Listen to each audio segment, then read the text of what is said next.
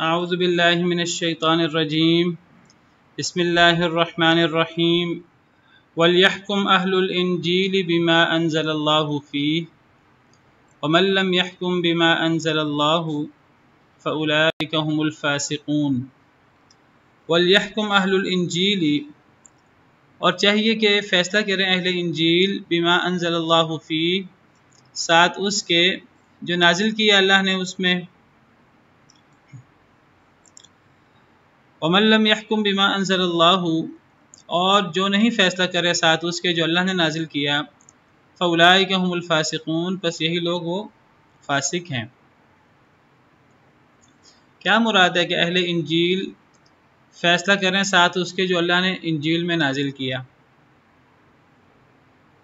کیا ابھی بھی اہل انجیل کے مطابق فیصلہ کر سکتے ہیں، اور وہ بھی ما انزل اللہ ہے؟ تو کیا مراد ہوئی؟ یعنی اس وقت سے مراد نبی صلی اللہ علیہ وسلم کے دور میں؟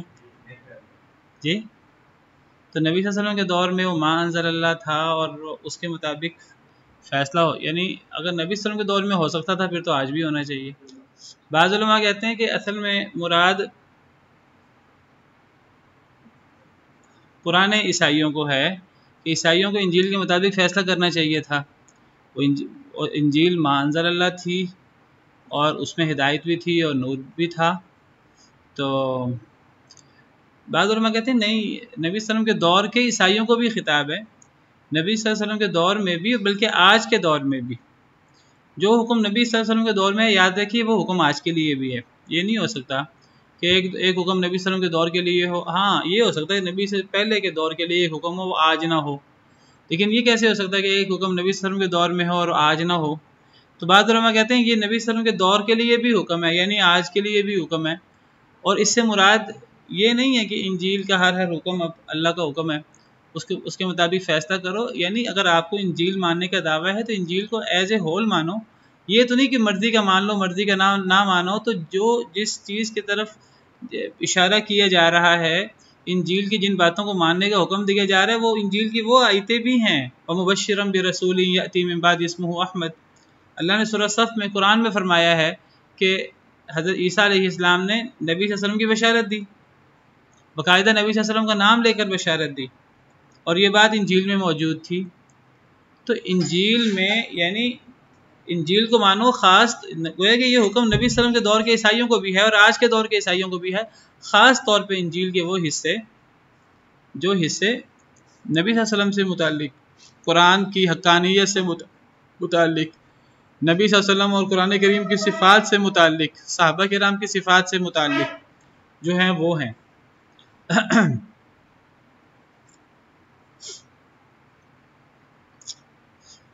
تو اگر اللہ تعالیٰ پچھلی آیات میں یہود کو بلیم کر رہے ہیں کہ تمہیں تو تورات کو ماننے کا دعویٰ ہے، پھر تم تورات کو فیصل کیوں نہیں بناتے؟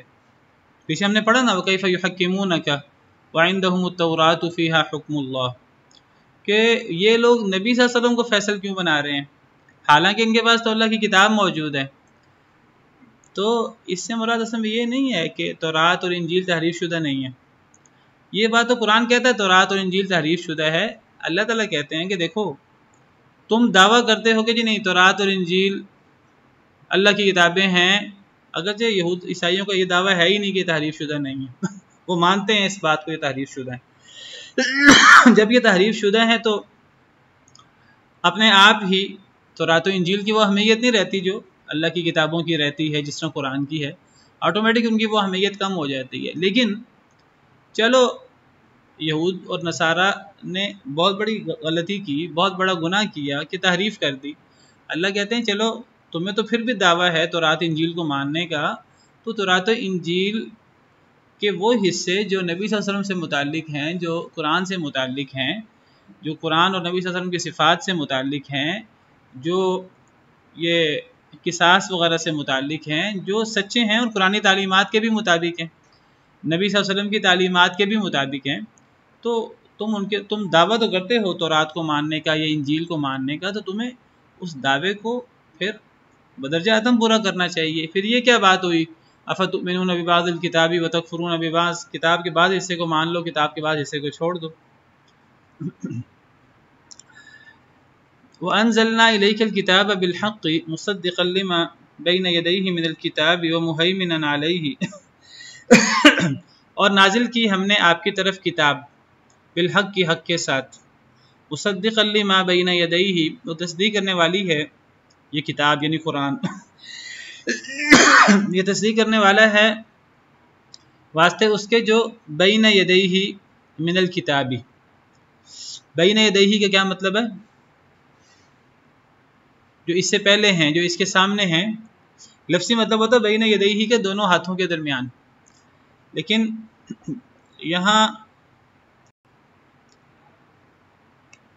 دونوں ہاتھوں کے درمیان معنی بین یدیہ دونوں ہاتھوں کے درمیان، یہ ایک محاورہ ہے اور اس سے مراد ہوتا ہے سامنے یا پہلے، بین یدیہ کے لفظی مطلب دونوں ہاتھوں کے درمیان، اور یہ محاورہ ہے، اس کا مراد اس سے ہے کہ سامنے یا پہلے۔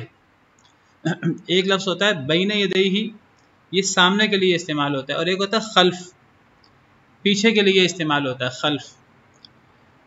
تو اگر زمانہ مراد لیا جائے تو بین یدیہ سے مراد کون سا زمانہ مراد ہوگا اور خلف سے مراد کون سا زمانہ مراد ہوگا؟ بین یدیہ سے مراد مستقبل ہوگا کہ ماضی، اور خلف سے مراد مستقبل ہوگا کہ ماضی؟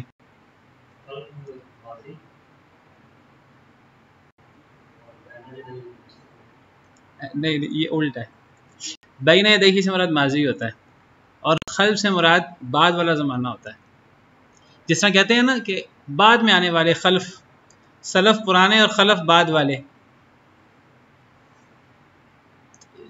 میں نے اس لیے سوال کیا کہ عام طور پہ یہ مغالطہ ہو جاتا ہے ہمیں، اور یہ مغالطہ ہماری اردو زبان کے محاورے کی وجہ سے، ہم اردو زبان میں آگے پیچھے سے مراد ہم بعض دفعہ یعنی پرانے لوگ لے لیتے ہیں، حالانکہ قرآن کریم کا مطالعہ کریں تو قرآن کریم میں بین یدیہ سے مراد جو ہے وہ پچھلے لوگ قرآنی محاورے کے مطابق، اور خلف سے مراد بعد والے لوگ، بعد میں آنے والے، جس طرح قرآن میں ہے فخلف من بعدہم خلف، بس کچھ جانشین ہوئے، نبیوں کا ذکر ہے، تو ان نیک نبیوں کے بعد کچھ ایسے ناخلف پیدا ہوئے بعد میں آنے والے، اضاعوا الصلاۃ جنہوں نے نمازیں ضائع کی۔ اسی طرح قرآن میں ہے فرعون کے حوالے سے فَالْيَوْمَ نُنَجِّيكَ بِبَدَنِكَ، ہم آج کے دن تیرے بدن کو محفوظ کریں گے، تو کیا ہے آگے؟ فَالْيَوْمَ نُنَجِّيكَ بِبَدَنِكَ، سادی آگے کیا ہے؟ لِتَكُونَ لِمَنْ خَلْفَكَ آیَةً، کیا مطلب ہے؟ ہم آج کے دن تیرے بدن کو محفوظ کریں گے تاکہ تو ہو جائے اپنے پیچھے والوں کے لیے، بعد والوں کے لیے نشانی، مستقبل کے لیے کہ ماضی کے لیے؟ آنے والوں کے لیے۔ تو لفظ کیا ہے؟ خلفک، تو خلف سے مراد مستقبل ہے، ماضی نہیں ہے۔ اور اللہ تعالیٰ نے جب اصحاب السبت کو بندر بنایا تو ان کے بارے میں ہے کہ فَجَعَلْنَاهَا نَكَالًا لِمَا بَيْنَ يَدَيْهَا وَمَا خَلْفَهَا، ہم نے ان کو عبرت بنا دیا، لما بین یدیہا وما خلفہا، تو بین یدیہا سے مراد ان کے سامنے، اب سامنے سے مراد پرانے لوگ تو نہیں ہیں، سامنے سے مراد ان کے دور کے لوگ، وما خلفہا سے مراد بعد والے لوگ، قیامت تک کے لوگ، ٹھیک ہے۔ تو مصدقا لما بین یدیہ قرآن میں جہاں بھی آئے، عام طور پر یہ تورات و انجیل کے حوالے سے، قرآن کریم کے حوالے سے آتا ہے کہ مصدقا لما بین یدیہ، تو بین یدیہ سے مراد آپ نے پرانے یعنی ماضی، لفظی مطلب سامنے، مراد پرانے۔ تو ہم نے نازل کی آپ پر کتاب حق کے ساتھ، یہ تصدیق کرنے والی ہے اس کے لیے جو اس کے دونوں ہاتھوں کے درمیان ہے، لفظی مطلب محاورتاً جو اس کے سامنے ہے، اور سامنے سے مراد جو اس سے پہلے ہے۔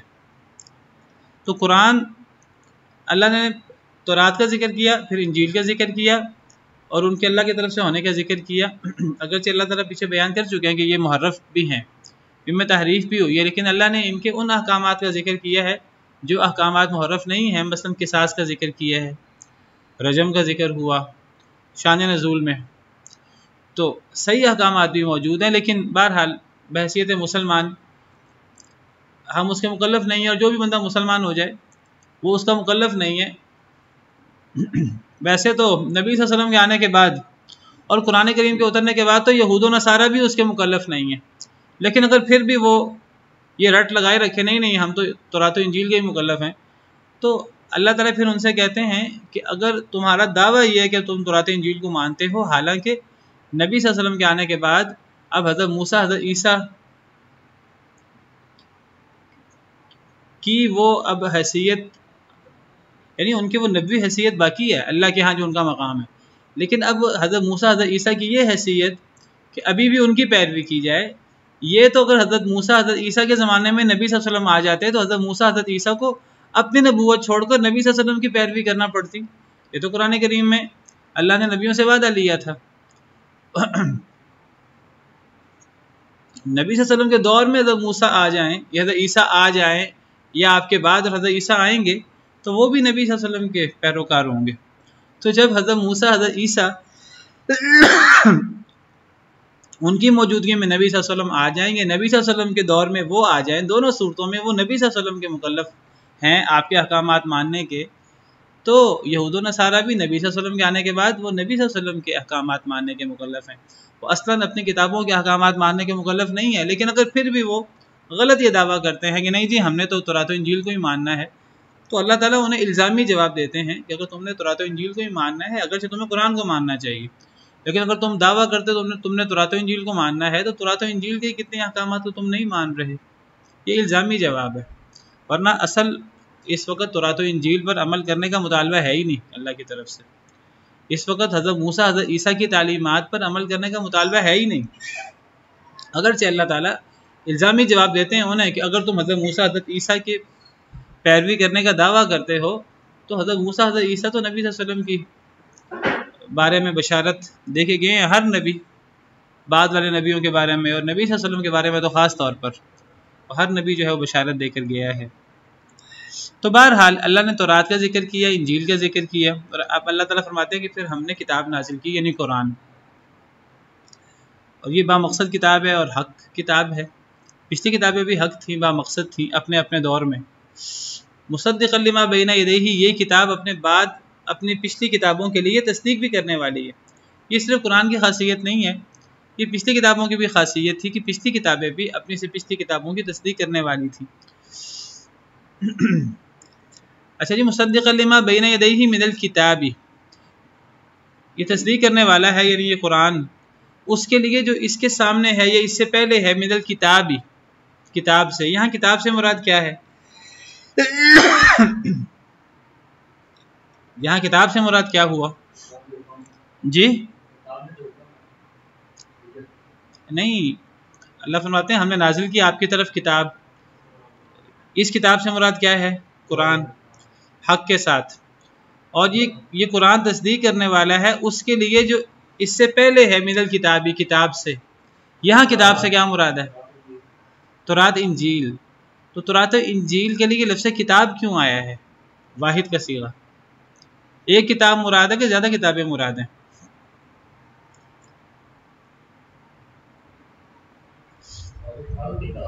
یہاں الکتاب کہہ کر ساری کتابیں مراد ہیں، ایک کتاب مراد نہیں ہے، اور یہ پیچھے ہم تفصیل سے پڑھ چکے ہیں سورہ نساء میں۔ کہاں پڑھا تھا ہم نے؟ یا ایھا الذین آمنوا آمنوا باللہ ورسولہ والکتاب الذی نزل علی رسولہ والکتاب الذی انزل من قبل، آپ کو یاد ہوگا وہ کتاب جو ہم نے اپنے رسول پر نازل کی، اور وہ کتاب صیغہ واحد کا ہے، وہ کتاب جو ہم پہلے نازل کر چکے ہیں۔ حالانکہ میں نے ذکر کیا تھا یہاں کتاب جنس کے لیے ہے، پہلے تو کافی کتابیں نازل ہوئی ہیں، یہاں بھی یہ جنس کے لیے کتاب سے مراد ساری کتابیں، اللہ کے سارے احکامات ہیں۔ تو ہم نے آپ پر ایسی کتاب نازل کی یعنی قرآن، جو حق کے ساتھ جو تصدیق کرنے والا ہے اپنے سے پچھلی تمام کتابوں کی۔ یہاں الکتاب سے مراد پچھلی تمام کتابیں ہیں۔ وَمُهَيْمِنًا عَلَيْهِ، اور یہ تصدیق بھی اور یہ نگہبانی بھی کرنے والا ہے، علیہ، اس پر، علیہ، حاضر ہی، یہ بھی واحد کا صیغہ ہے، واحد کی ضمیر ہے، تو یہ کس کی طرف لوٹ رہی ہے ضمیر؟ الکتاب کی طرف، اور الکتاب سے مراد یہ جنس ہے، تو ساری کتابیں مراد ہیں۔ تو علیہ سے مراد بھی وہ الکتاب یعنی ساری کتابیں، تو گویا کہ قرآن کریم مہیمن ہے پچھلی تمام کتابوں پر، علیہ سے مراد یہاں تمام کتابیں پچھلی لیں گے، کیونکہ یہ ضمیر لوٹ رہی ہے الکتاب کی طرف، اور الکتاب سے مراد زیادہ کتابیں ہیں، ساری کتابیں ہیں۔ یہ قرآن کریم کی خصوصیت ہے، یعنی قرآن کریم پچھلی کتابوں کی تصدیق بھی کرتا ہے، یہ تو پچھلی کتابیں بھی اپنے سے پچھلی کتابوں کی تصدیق کرتی تھیں، لیکن قرآن کریم صرف پچھلی کتابوں کی تصدیق نہیں کرتا بلکہ یہ پچھلی کتابوں پر مہیمن بھی ہے۔ یہ قرآن کریم کی ایسی خصوصیت ہے کہ یہ خصوصیت اس کتاب کی ہوتی ہے جو کتاب سب سے آخر میں اترے، یا جو کتاب ایک حاکم کی حیثیت رکھے پچھلی کتابوں کے لیے۔ تو قرآن کریم کی حیثیت صرف پچھلی کتابوں کی تصدیق کی نہیں ہے، قرآن کریم کی حیثیت پچھلی کتابوں کی نگہبانی کی بھی ہے۔ پچھلی کتابوں میں جو تحریفات ہوئی ہیں تو قرآن کریم جو ہے وہ اس کا بھی پردہ چاک کرتا ہے۔ فَاحْكُمْ بَيْنَهُمْ بِمَا أَنزَلَ اللَّهُ، بس آپ فیصلہ فرمائیں ان کے درمیان ساتھ اس کے جو اللہ نے نازل کیا، ان کے درمیان آپ فیصلہ فرمائیں ساتھ اس کے جو اللہ نے نازل کیا۔ کن کے درمیان؟ یہود بھی مراد ہیں، عیسائی بھی مراد ہیں، اور نبی صلی اللہ علیہ وسلم کے امتی بھی مراد ہیں۔ اور چونکہ پیچھے یہود کا ذکر ہے تو بطور خاص یہاں یہود بھی مراد دیے جا سکتے ہیں۔ نبی صلی اللہ علیہ وسلم اپنی امت کے لیے تو فیصل ہے ہی ہیں، تو فرمایا کہ اب آپ نے اگر یہود کا فیصلہ کرنا ہے تو یہود کا فیصلہ بھی آپ نے ما انزل اللہ کے مطابق کرنا ہے۔ یہاں ما انزل اللہ سے مراد اب قرآن ہے جو اب سب سے لیٹسٹ کتاب ہے، اگرچہ تورات انجیل بھی ما انزل اللہ تھی لیکن ان کی جو تحریف کی صورت ہے وہ بھی پیچھے بیان ہو گئی ہے۔ یہاں ما انزل اللہ سے مراد اب وَأَنزَلْنَا إِلَيْكَ الْكِتَابَ بِالْحَقِّ، یہ والا ما انزل اللہ مراد ہے۔ اب پیچھے ہم نے پڑھا کہ آپ چاہیں تو فیصلہ فرمائیں چاہے تو فیصلہ نہ فرمائیں، پیچھے ہم نے پڑھا کہ آپ کو اختیار ہے کہ آپ یہود کے درمیان فیصلہ کریں یا نہ کریں، لیکن اب یہاں اللہ نے اختیار کی بجائے اللہ نے اب حکم دیا ہے کہ آپ کو فیصلہ کرنا ہے یہود کے درمیان ما انزل اللہ کے ساتھ۔ اب اسے پتہ لگا کہ وہ جو یعنی وہ اب حکم منسوخ ہو گیا، گویا کہ وہ جو نبی صلی اللہ علیہ وسلم کو اللہ نے اختیار دیا تھا کہ آپ چاہیں تو فیصلہ کریں چاہیں تو فیصلہ نہ کریں، ہم نے پیچھے پڑھا سماعون للکذب اکالون للسحت فإن جاؤوک فاحکم بینہم او اعرض عنہم، اگر وہ آپ کے پاس آئیں تو آپ چاہے تو فیصلہ فرما دیں چاہے تو اعراض کریں۔ تو گویا کہ وہاں اللہ نے جو اعراض کرنے کی اور جان چھڑانے کی اجازت دی تھی، یہاں اللہ نے وہ اجازت واپس لے لی ہے۔ تو اب اللہ نے فرمایا اب ایک ہی راستہ ہے، اور راستہ یہ ہے کہ مسلمان ہوں تو بھی اور یہود و نصارہ ہوں تو بھی فیصلہ اللہ کے حکم کے مطابق ہوگا۔ نبی صلی اللہ علیہ وسلم کو یہ حکم ہے، یعنی گویا کہ اب اسلامی ریاست میں اگر یہودی اور عیسائی بھی رہتے ہیں تو اللہ کے قانون کے مطابق انہیں بھی زندگی بسر کرنی پڑے گی۔ یہودی عیسائی یہ نہیں کہہ سکتے کہ جی ہماری شریعت میں تو فلاں چیز کی اجازت موجود ہے تو آپ ہمیں اس کا پابند نہیں کر سکتے۔ نہیں، جو اللہ کے قانون ہیں اور جو سزائیں اور جو اس قسم کی چیزیں ہیں تو ان چیزوں میں اسلامی مملکت میں اگر ذمی لوگ بھی رہتے ہوں گے تو ذمی لوگ بھی یہ نہیں ہوگا کہ اگر چوری کریں گے وہ تو انہیں اسلامی سزا نہیں دی جائے گی، یہ دیکھا جائے گا کہ جی تورات میں کیا لکھا ہے چوری کی سزا اور انجیل میں چوری کی سزا کیا لکھی ہے۔ نہیں،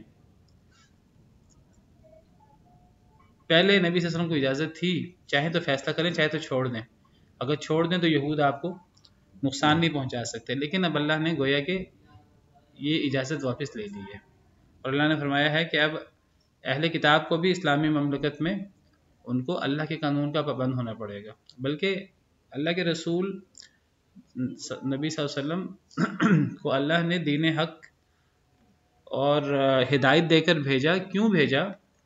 تاکہ وہ اس کو تمام ادیان پہ غالب کر دیں۔ هو الذی ارسل رسولہ بالہدی ودین الحق لیظہرہ علی الدین کلہ۔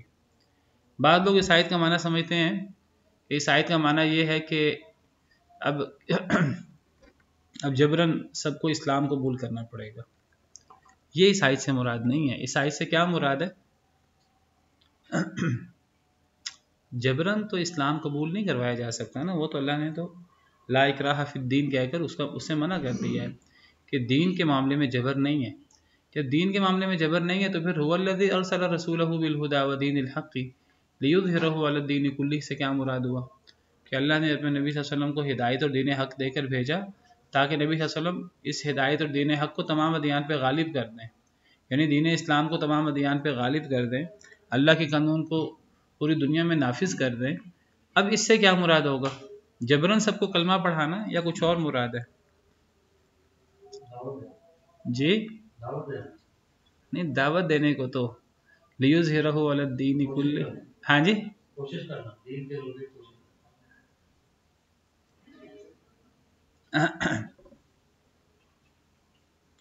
هو الذی ارسل رسولہ بالہدی ودین الحق لیظہرہ علی الدین کلہ۔ کوشش کرنا، اگر ہم کوشش کریں، اگر اگلے لوگ نہ مانیں تب کیا کریں؟ چھوڑ دیں؟ جی تو جہاد میں پھر ان سے جبرن منوایا جائے گا کہ نہیں منوایا جائے گا؟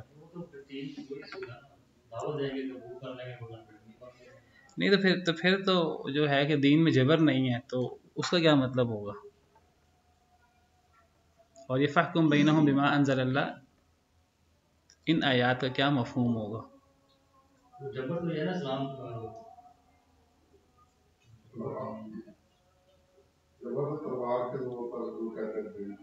تو یہ کس کے زور پر ہے؟ یہ تلوار کے علاوہ کسی اور چیز کے زور پر ہے؟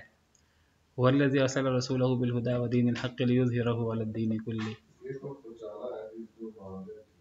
اگر نہ مانے تو چھوڑ دیں، ایسا تو نہیں کیا نبی صلی اللہ علیہ وسلم نے بھی ایسا نہیں کیا، صحابہ کرام نے بھی ایسا نہیں کیا۔ اب کیا حضرت عمر نے حضرت ابوبکر نے یہ کیا کہ جی وہ فارس کو دعوت دی، وہ نہ مانے تو چھوڑ دیا، روم کو دعوت دی نہ مانے تو چھوڑ دیا، بیت المقدس میں گئے نہ مانے تو چھوڑ دیا، ایسا کام تو کسی نے بھی نہیں کیا۔ تو یہ بات کریں نا، یہ ہے اصل کرنے والی بات، یہ نقطہ ہمارے ذہن میں ہونا چاہیے۔ دیکھیے دو چیزیں ہیں، ایک ہے کہ سب کو کلمہ پڑھانا جبرن، کہ کلمہ پڑھو گے تو ٹھیک ہے نہیں تو گھاٹا اتار دیں گے، یہ چیز اسلام میں نہیں ہے۔ لیکن دوسری چیز ہے اللہ کا قانون نافذ کرنا۔ اللہ کا قانون کیا ہے کہ کوئی چوری کرے، اگر وہاں اسلامی قانون نافذ ہو تو ہاتھ کٹنا چاہیے، چاہے وہ کوئی ہندو چوری کرے، چاہے کوئی ایتھیسٹ چوری کرے، چاہے کوئی کافر چوری کرے، چاہے کوئی یہودی کرے، چاہے کوئی عیسائی کرے، چاہے کوئی مسلمان کرے، چاہے محمد کی بیٹی فاطمہ کرے صلی اللہ علیہ وسلم رضی اللہ تعالی عنہ۔ یہ ہے اللہ کا قانون کا نفاذ۔ تو ایک مسلمان کا یہ ذمہ داری ہے کہ مسلمان اللہ نے جتنی طاقت دی ہے اس طاقت کی حد تک اللہ کے دین کو، اللہ کے قانون کو تمام دنیا میں نافذ کرنے کی کوشش کرے۔ یہی بات جو فارس کے جو تھے کرتا دھرتا اور ان کے جو سپہ سالار تھے، رستم کے بارے میں آتا ہے کہ مسلمانوں کا قاصد آیا اس کے پاس، تو رستم نے ان سے پوچھا، جو فارس کا بڑا سپہ سالار تھا، اسے پوچھا کہ تم لوگ تو ایسے خانہ بدوش تھے عرب لوگ کہ تم اپنے گھر نہیں بناتے تھے، اور اب تم لوگ جو ہے وہ اتنی تیزی سے پوری دنیا میں غالب ہوتے جا رہے ہو، تو تمہاری صفت، تمہاری کیفیت تو یہ تھی تم خود خانہ بدوش ہو، تم اپنے گھر نہیں بناتے، ایک جگہ ٹک کر بیٹھتے نہیں ہو، اور اب تم اپنے گھر بنانا درکنار تم دوسروں کے ملکوں پر بھی قبضے کر رہے ہو، تو کیا بات ہے؟ تو ان صحابی نے کیا جواب دیا تھا؟ انہوں نے یہی جواب دیا تھا، انہوں نے کہا تھا کہ ہم ایسے ہی تھے جیسے تم کہہ رہے ہو، ہم خانہ بدوش لوگ تھے، ہمیں کوئی پرواہ نہیں تھی، لیکن نبی صلی اللہ علیہ وسلم آئے، انہوں نے اللہ کی تعلیمات پیش کی، ہم نے ان تعلیمات کو قبول کیا، اب ہم کس لیے، کیا ہم جھنڈا لے کر اور کیا علم بلند کر کے ہم نکلے ہیں؟ ہم نے اب لوگوں کو لوگوں کی بندگی سے نکال کر اللہ کی بندگی میں دینا ہے۔ یہ ہے اللہ کا قانون کا نفاذ سے مراد، یہ ہے هو الذی ارسل رسولہ بالہدی ودین الحق لیظہرہ علی الدین کلہ، کہ اللہ کا قانون جو عین انصاف ہے، جو عین حق ہے، اور باقی دنیا کے جتنے قوانین ہیں وہ دعوے جو مرضی کریں، ان سے بڑھ کر فساد کوئی نہیں، جس سے میں نے پیچھے فساد کی بات آئی تھی، اور میں نے آپ سے ذکر کیا تھا فساد کے بارے میں کہ ہم سمجھتے ہیں فساد صرف کوئی بندہ چوری کرے یہ فساد ہے، کوئی بندہ ڈاکہ مارے یہ فساد ہے، شرک کرنا بھی فساد ہے، اللہ رب العالمین کے احکامات کی مخالفت کرنا بھی فساد ہے۔ تو اللہ نے منافقین کے بارے میں فرمایا کہ منافقین کو جب کہا جاتا ہے زمین میں فساد نہ کرو، منافق سب سے بڑا فسادی، منافق بہت بڑا فسادی ہوتا ہے، اسی طرح مشرک بہت بڑا فسادی ہوتا ہے، کافر بہت بڑا فسادی ہوتا ہے،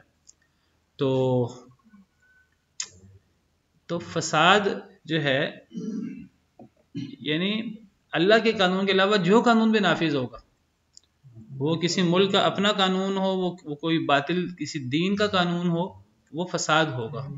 تو اس فساد کو ختم کرنا، اگر اللہ مسلمانوں کو طاقت دیں اور غلبہ دیں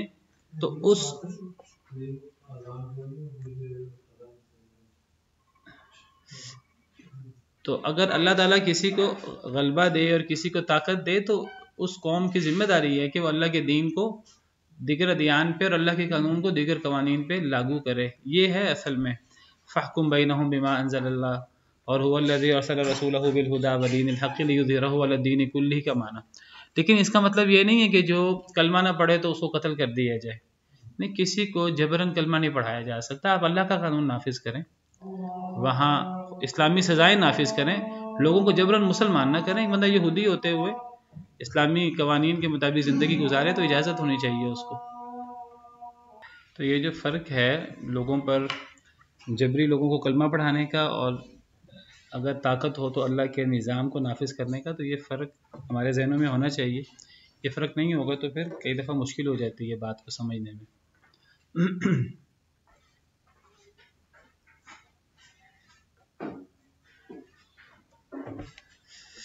تو فرمایا کہ فحکم بینہم بما انزل اللہ، آپ فیصلہ فرمائیں لوگوں کے درمیان ساتھ اس کے جو اللہ نے نازل کیا، یعنی وہ جو اب اختیار تھا، چاہیں تو فیصلہ کریں چاہیں تو فیصلہ نہ کریں، اب وہ منسوخ ہو گئی ہے یہ بات۔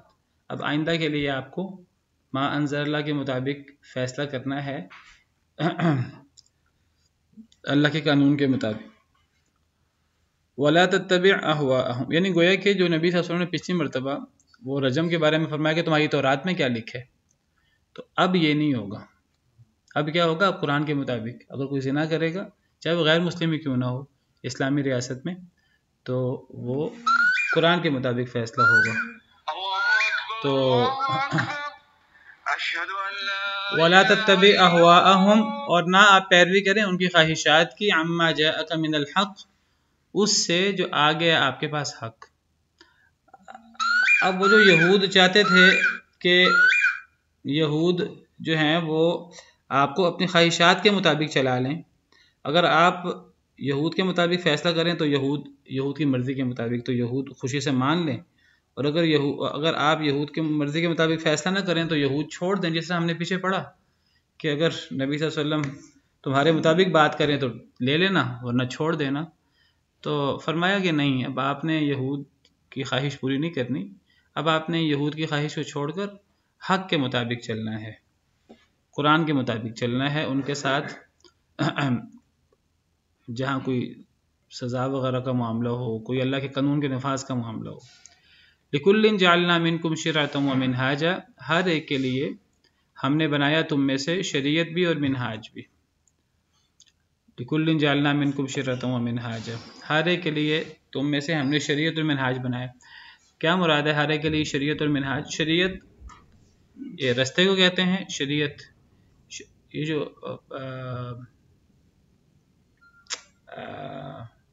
بڑی سڑک ہوتی ہے، ہائی وے، اس کو شریعت عربی زبان میں شارع کا لفظ آپ نے سنا ہوگا، شارع بڑی سڑک کو کہتے ہیں، بہت واضح سڑک جو روڈ ہوتی ہے، ہائی وے آپ کہہ لیں، تو اسی سے شریعت ہے۔ ہر ایک کے لیے ہم نے شریعت بنائی، اور منہاج کہتے ہیں ایک چلنے کا ایک مخصوص رستہ۔ تو اس سے پتہ لگتا ہے کہ شریعتیں مختلف ہیں، منہاج مختلف ہیں، لیکن دین ایک ہے۔ یہ فرق ہے دین کا اور شریعت کا۔ تو دین حضرت آدم سے لے کر نبی صلی اللہ علیہ وسلم تک تمام انبیاء کا ایک ہے، لیکن شریعتیں مختلف ہیں۔ شریعت کا اور دین کا کیا فرق ہے؟ ہم یہ نہیں کہہ سکتے کہ حضرت موسیٰ کا دین، حضرت عیسیٰ کا دین، حضرت نوح کا دین، حضرت ابراہیم کا دین اور نبی صلی اللہ علیہ وسلم کا دین ہمیشہ دین اسلام ہوتا ہے، اللہ کا دین ہوتا ہے۔ شریعتیں فرق ہوتی ہیں، یہ کہہ سکتے ہیں شریعت موسوی، شریعت عیسوی، شریعت محمدی، حضرت ابراہیم کی شریعتیں فرق ہوتی ہیں، دین فرق نہیں ہوتا۔ اور دین اور شریعت کا فرق کیا ہے؟ دین کہتے ہیں مین احکامات کو، موٹے موٹے احکامات کو، اور شریعت کہتے ہیں ذیلی احکامات کو۔ تو موٹے موٹے احکامات تمام شریعتوں میں تمام انبیاء کے ایک ہی ہیں، ذیلی کچھ احکامات میں فرق ہے۔ مثلاً اس کی مثال کیا ہے؟ نماز یہ دین کا مسئلہ ہے، زکوٰۃ دینا، صدقہ خیرات یہ دین کا مسئلہ ہے، روزہ حج یہ دین کا مسئلہ ہے، انصاف کرنا، سچ بولنا اور یہ چیزیں سب دین کا مسئلہ ہے۔ لیکن اب ان کی جو ذیلی تفصیلات ہیں، کتنی رکعتیں پڑھنی ہیں، زکوٰۃ کا نصاب کتنا ہونا چاہیے، روزے کتنے دن کے ہونے چاہیے اور روزے کی تفصیلات کیا ہوں گی، حج کیسے کرنا ہے، نکاح طلاق کے معاملات، نکاح یہ دین کا مسئلہ ہے لیکن اب نکاح کی شرائط کیا ہوں گی، حق مہر کی کیا تفصیلات ہیں، یہ چیزیں ہر شریعت میں فرق ہو جاتی ہیں۔ تو نبیوں کی شریعت چینج ہو جاتی ہے، نبیوں کا دین ایک ہوتا ہے۔ اس بات کو نبی صلی اللہ علیہ وسلم نے اپنے فرمان کی روشنی میں فرمایا۔ آپ نے فرمایا، صحیح حدیث ہے، آپ نے فرمایا کہ تمام کے تمام انبیاء کی حیثیت ایسے جیسے اللاتی بھائی ہوتے ہیں۔ الانبیاء اخوۃ علات، یہ بنو علات، انبیاء سارے کے سارے باپ شریک بھائی، اللاتی بھائی کی طرح ہیں۔ دینہم واحد و امہاتہم شتیٰ، ان کا دین ایک ہے لیکن ان کی مائیں مختلف ہیں۔ کیا مراد ہے اس سے؟ اصل میں دین ایک ہے کہہ کر بتایا، دین انبیاء کا ایک ہے، مائیں مختلف ہیں۔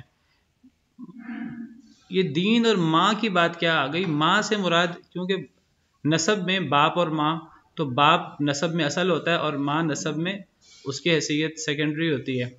تو یہاں مائیں سے مراد چھوٹے احکامات ہیں، سیکنڈری جو احکامات ہیں جس کو شریعت کہتے ہیں۔ تو انبیاء کا دین ایک ہے اور انبیاء کی شریعتیں الگ الگ ہیں، جس کی کئی تفصیلات گزر چکی ہیں۔ حضرت آدم کے دور میں بہن بھائیوں میں شادی ہو جاتی تھی لیکن ایک جوڑے میں شادی نہیں ہوتی تھی۔ بعض شریعتوں میں ایک ہی مرد دو بہنوں کو، حضرت یعقوب کی شریعت میں ایک مرد دو بہنوں کو نکاح میں اکٹھا کر سکتا تھا لیکن ہماری شریعت میں جائز نہیں ہے۔